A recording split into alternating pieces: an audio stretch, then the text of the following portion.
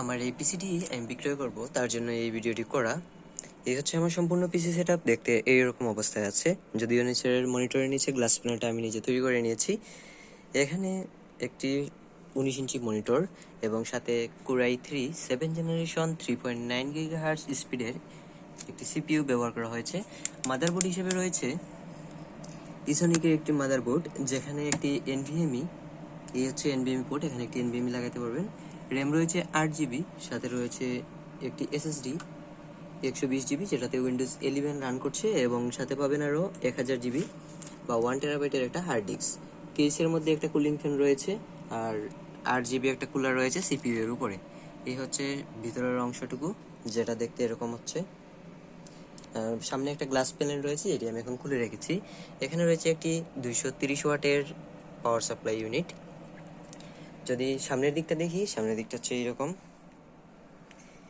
এখানে ইউএসবি এবং ইয়ারফোন লাগানোর জন্য পোর্ট রয়েছে, আর রয়েছে একটি রিস্টার্ট বাটন এবং পাওয়ার বাটন।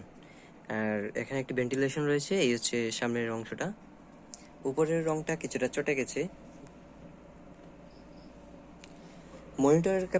মনিটরটা যদি দেখি, মনিটরটা হচ্ছে এই অবস্থায় আছে।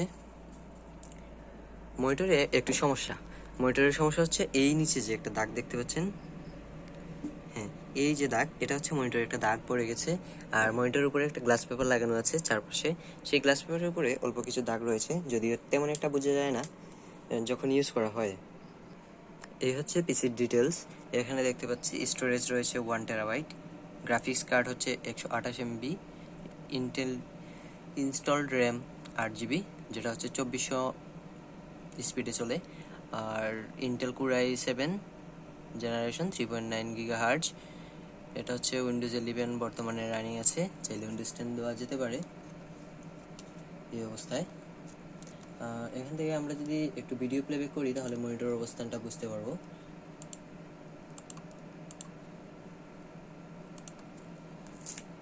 এই হচ্ছে মনিটর, যেটি দেখতে এরকম হচ্ছে।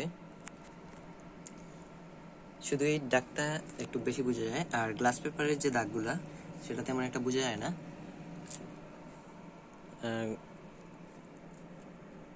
এই অবস্থায় আছে। এখন সাথে পাবেন আপনার এই কিবোর্ডটা এবং একটি মাউস, আর যত প্রয়োজনীয় কেবলগুলো আছে সবগুলোই পেয়ে যাবেন।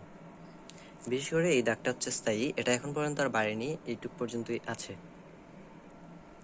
অ্যাপসের মধ্যে অ্যাডোবি ইলাস্ট্রেটর, অ্যাডোবি ফটোশপ, তারপরে ক্যাপকাট, ফিল্মোরা, পাওয়ার পয়েন্ট, পাওয়ার এক্সেল, এগুলো সব বেসিক যেগুলো আছে এগুলো সবই ব্যবহার করতে পারবেন এখানে।